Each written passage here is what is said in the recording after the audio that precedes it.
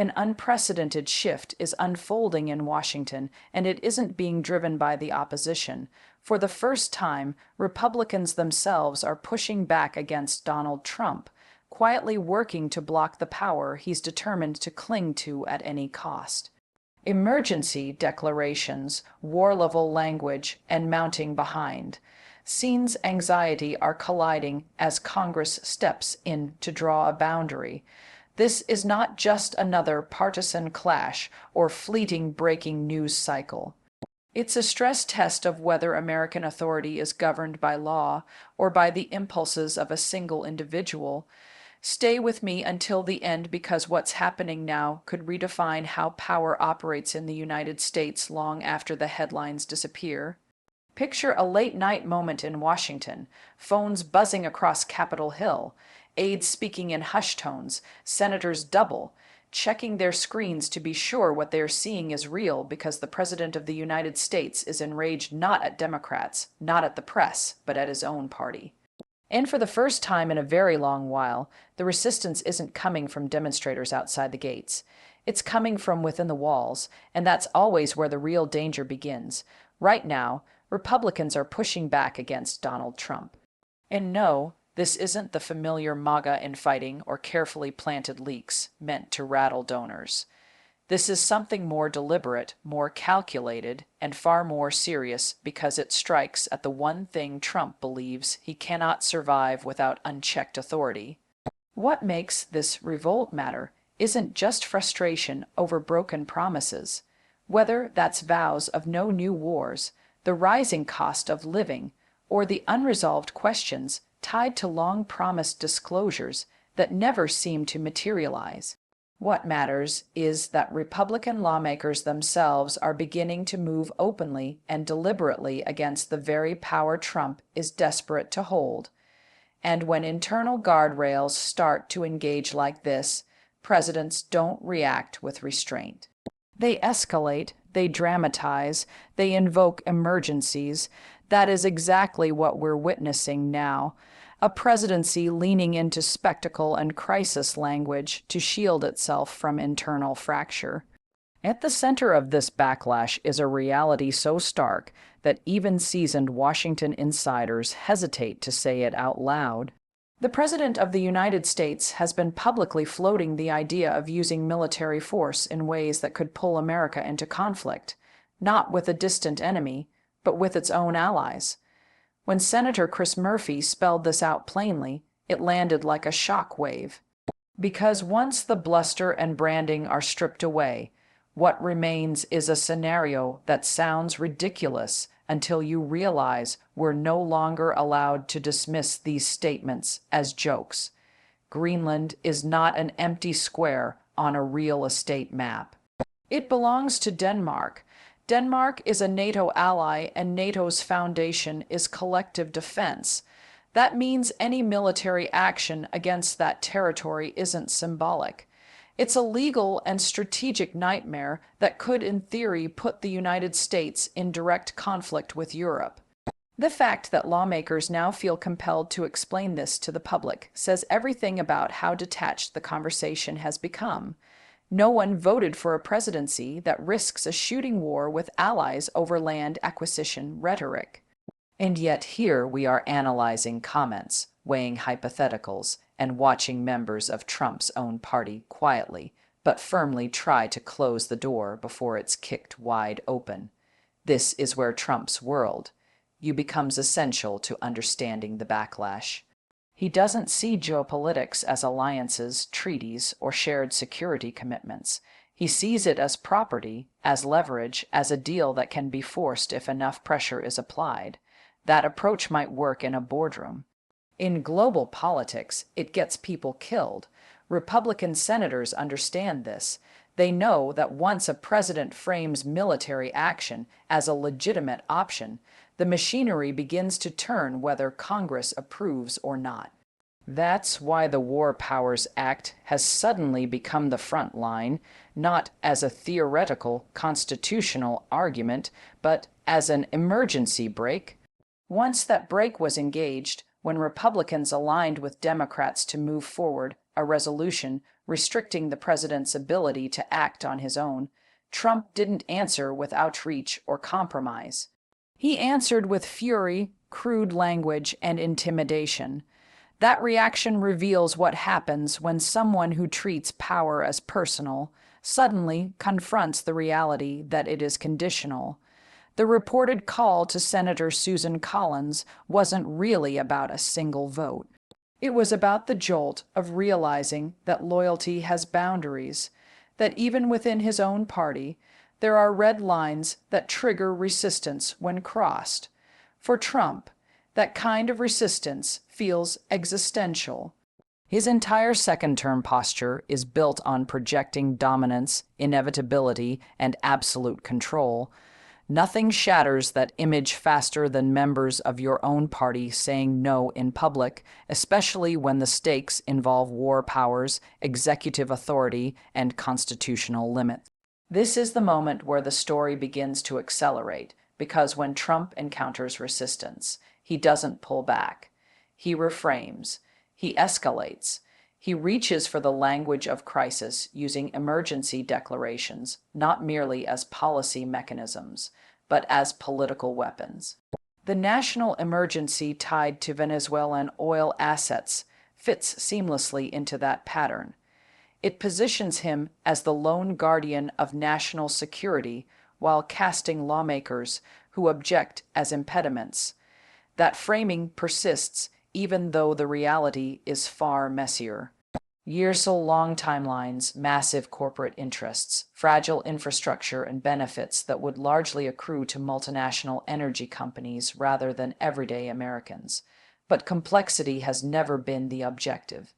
Control is, so is distraction, so is narrative dominance. Emergencies bend the rules, emergencies concentrate power. Emergencies pull attention away from questions no administration wants to answer. And few questions are more uncomfortable right now than why promised transparency has stalled, why document releases keep slipping, and why it took bipartisan pressure rather than executive action to force certain oversight steps forward. When senators like Sheldon Whitehouse begin speaking openly about inspectors, general compliance failures, and unanswered timelines, it sends a clear signal, not a verdict, not an allegation, but a warning that the process itself may be breaking down. That warning is precisely what Trump cannot afford. His political survival relies not just on winning debates, but on overwhelming the public, flooding the zone until every controversy competes for attention.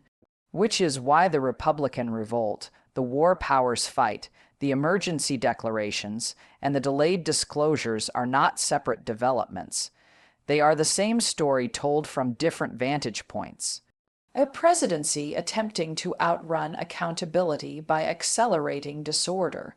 And Republicans who once approved everything without question are now measuring the cost of silence, balancing party loyalty against institutional damage, and realizing that if they don't intervene now, the system they're defending may not be recognizable later.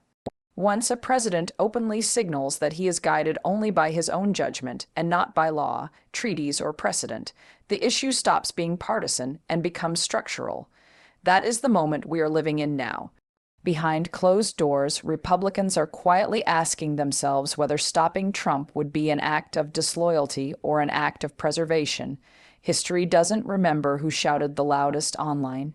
It remembers who intervened when the rules were bending past their breaking point, and this revolt, muted in some quarters, explosive in others, may be the first real indication that the internal guardrails are finally being tested. Not by the opposition, but by those who understand exactly how dangerous unchecked power becomes when it's wrapped in grievance, spectacle, and the language of permanent emergency. As this internal resistance deepens, the real story shifts away from what Donald Trump is saying publicly to what Republicans are doing privately. Because behind the cameras, beyond the social media outrage and carefully calibrated statements, there is a growing realization among GOP lawmakers that they are no longer dealing with a conventional presidency. They are dealing with a leader who treats every institutional limit as a personal affront. That realization is already changing behavior in ways that would have seemed impossible just a year ago. When the War Powers Resolution advanced with Republican support, it wasn't a fluke or a lapse in party discipline. It was a deliberate calculation by senators who recognized that once unilateral military threats, especially toward Allied territory, are normalized, Congress becomes irrelevant unless it asserts itself. That concern isn't ideological, it's constitutional. The War Powers Act exists precisely for moments like this, moments when a president's instincts race ahead of the system's safeguards. And Trump's response, marked by profanity, intimidation, and threats of political retaliation, only deepened fears that his decision-making is driven less by strategy than by impulse, grievance, and legacy. Legacy matters here. Trump's fixation on how he will be remembered on appearing dominant, transformative, and historically significant has increasingly collided with the reality that his promises have not delivered stability, prosperity, or restraint. When the narrative of no new wars collapses under the weight of escalating military rhetoric, even long-standing allies begin to peel away. War is not an abstraction to voters. It carries costs, risks, and consequences. Republicans facing re-election know that no amount of branding can sell conflict with allies as a victory.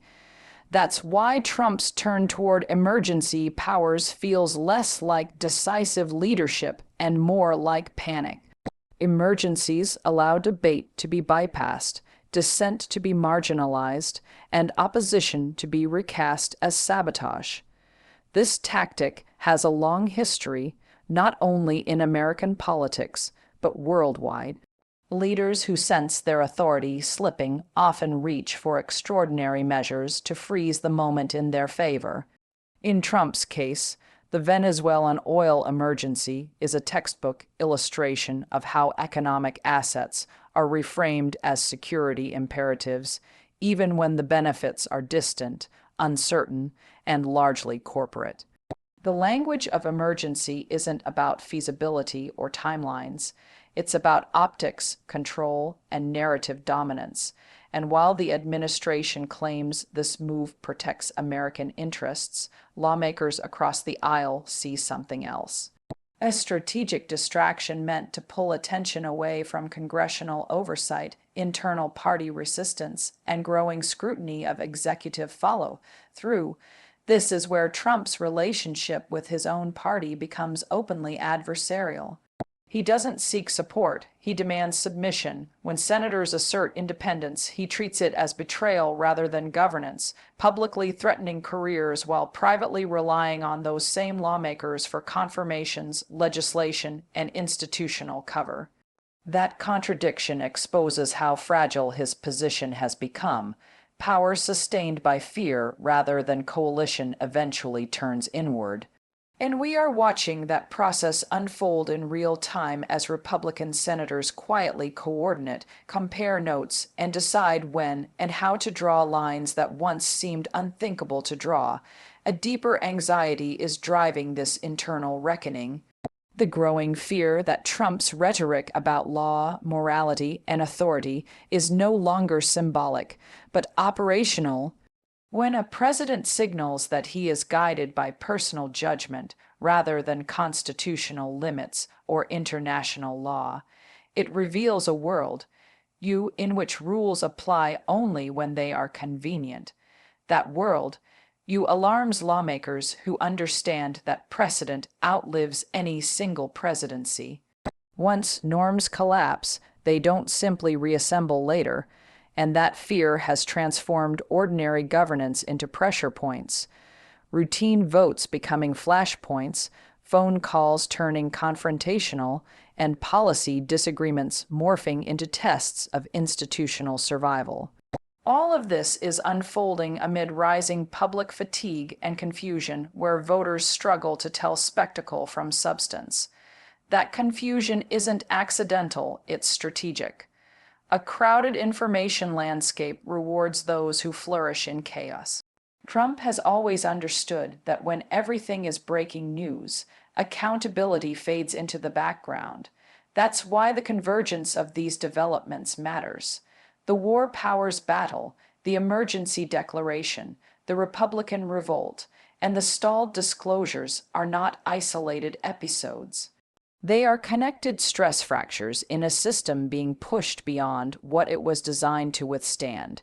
Republicans who once justified every move as temporary or tactical are now confronting a harsher truth. Silence is no longer neutral, inaction becomes consent, and that realization has shifted the party's internal posture from loyalty to triage.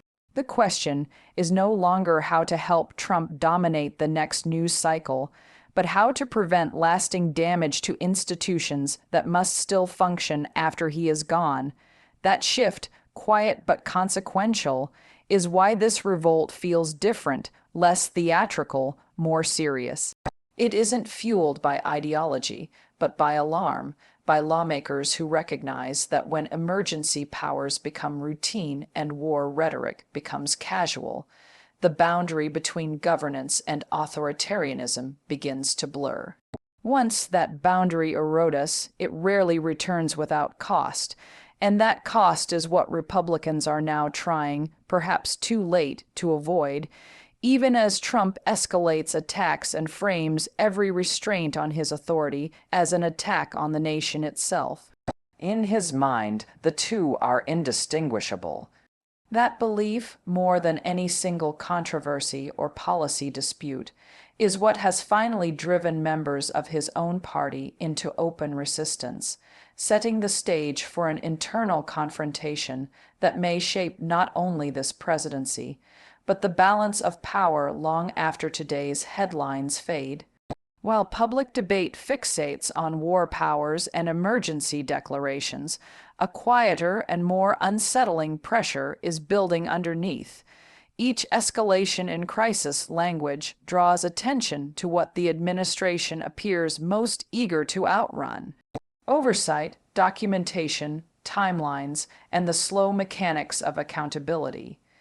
Here the story darkens not into speculation or rumor, but into the uneasy realm of process breakdowns and unanswered questions. When lawmakers ask why promised disclosures are delayed, why reviews stretch indefinitely, and why statutory deadlines slip without explanation, they are not asserting conclusions. They are marking warning signs. Those warning signs matter not because they prove wrongdoing, but because they invite scrutiny. And scrutiny is the one thing a presidency built on speed, spectacle, and dominance struggles to withstand.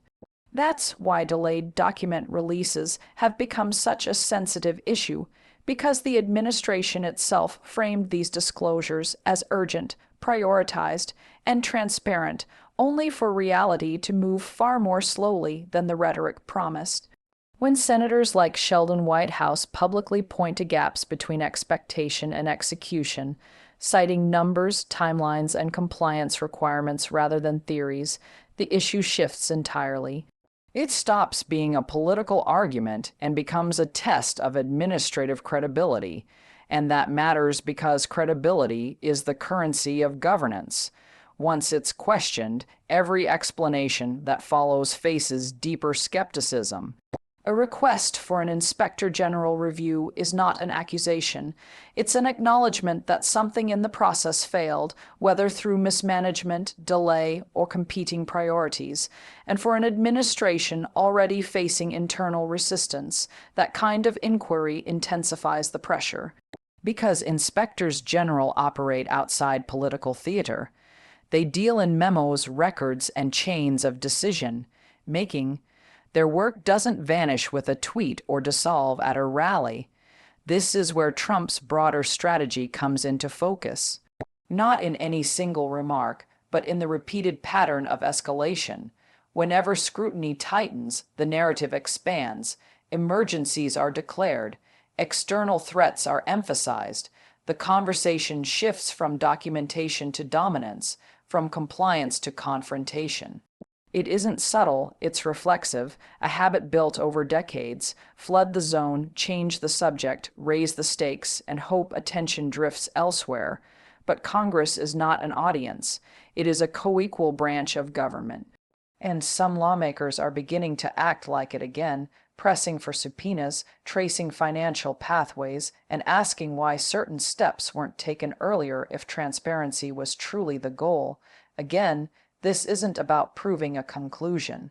It's about explaining a process, and processes don't have emotions. They have records. Records are stubborn. They don't care how forcefully anyone insists on a preferred version of events. As these inquiries deepen, they increasingly collide with Trump's preferred way of operating, personal control over narrative rather than institutional disclosure. That collision is what he fears most because it limits his ability to redefine reality on demand.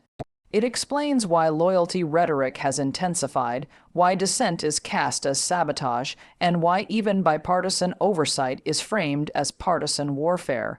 Accepting neutral review means accepting outcomes you cannot fully control. And Trump has always treated control as synonymous with survival. This is precisely why Republicans themselves are uneasy. They can see the convergence taking shape, war powers being challenged, emergency authorities scrutinized, disclosure processes questioned, and party unity fraying simultaneously. They understand this is not just another rough news cycle. It's a systems test, one that asks whether institutions still function when pressure comes from the top instead of the outside.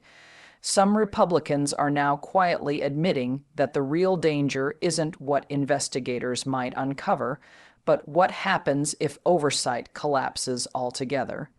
A system that cannot examine itself becomes brittle, and brittle systems don't bend, they break. That awareness has shifted internal discussions from defense to distance, from justification to insulation. As lawmakers weigh how to separate their constitutional duties from a presidency that increasingly treats those duties as impediments. Meanwhile, Trump presses forward, portraying himself as besieged, misunderstood, and unfairly restrained, leaning ever harder on the language of destiny and personal judgment. Even as the institutional machinery around him begins to move more deliberately, more methodically, and more loudly, oversight doesn't rush. It accumulates, and that accumulation is what keeps him awake. Because no matter how many crises are declared or enemies named, paper trails don't disappear, deadlines don't forget, and processes do not care about loyalty. That's why this moment carries more weight than the controversies that came before it. This is no longer about what Trump says or tweets. It's about what he can no longer fully command. And for a leader whose power has always depended on dominating the narrative, the steady, unglamorous grind of oversight may be the most destabilizing force he has faced, setting the stage for a confrontation not over ideology or elections, but over whether the institutions he leads are still permitted to restrain him. This is where the story ultimately settles. Not in a single vote, not in one phone call, not even in a single emergency declaration, but in a reckoning that Republicans, Democrats, and the public alike can no longer defer. What we are witnessing is not merely a clash of personalities or another outrage cycle. It is a stress test of whether American governance still holds when pressure comes from inside the highest office rather than from external threats. The reason this moment feels heavier, more consequential, is that the resistance is no longer purely partisan. It is institutional, it is procedural, it is driven by lawmakers who may disagree fiercely on ideology, yet increasingly share one unsettling conclusion. Power justified solely by personal will, shielded by emergency language, and enforced through intimidation, eventually turns against the system that grants it legitimacy. Republicans understand this, even if many won't say it publicly. They know that today's shortcuts become tomorrow's precedents, and once those precedents are set, they no longer belong to one man or one party. They belong to whoever comes next. That realization has transformed quiet unease into cautious action. Votes cast not for applause, but for restraint. Oversight requests framed not as attacks, but as necessities. Distance created not out of betrayal, but out of self-preservation. History is unforgiving to those who mistake silence for neutrality. Trump, for all his bravado, senses this shift. That's why his language has sharpened. His framing has grown more apocalyptic, and his reliance on emergency powers has intensified. Leaders who feel control slipping do not slow down. They accelerate, they raise the stakes, they demand loyalty tests, they insist that only they can prevent collapse, even as their own actions generate the instability they warn against. That paradox sits at the heart of this presidency's final act. A leader consumed by legacy, yet increasingly boxed in by process. A party torn between short-term alignment and long-term survival, and institutions forced to decide whether they will be symbolic or functional when it matters most. For those watching, the temptation is to dismiss this as just another chapter in an ongoing political drama. But that misses the point entirely. The real question is not whether Trump wins the next argument or dominates the next news cycle. It's whether the rules that govern power are still stronger than the individuals who temporarily hold it. That question does not belong to politicians alone. It belongs to voters, to citizens, to anyone who expects stability rather than spectacle from leadership. As this internal revolt continues, as oversight presses forward, and as emergency narratives collide with constitutional limits, the outcome will reveal something fundamental about where American democracy actually stands. Not in theory, but in practice, systems rarely fail all at once. They erode gradually, challenged, tested, normalized, until someone finally says no. And right now, that no is coming not from the outside, but from within. From Republicans who recognize that stopping a leader from going too far is not betrayal, it is responsibility. Whether that sense of responsibility holds under pressure will shape not only this presidency, but the rules every future president inherits. That is why this moment matters, why it deserves attention beyond outrage, and why it demands engagement, scrutiny, and serious conversation. Democracy does not defend itself. It depends on people willing to protect it when doing so is inconvenient, uncomfortable, and politically risky. That defense, quiet or loud, is the real story unfolding behind the headlines, and the world is watching to see whether the limits on power still mean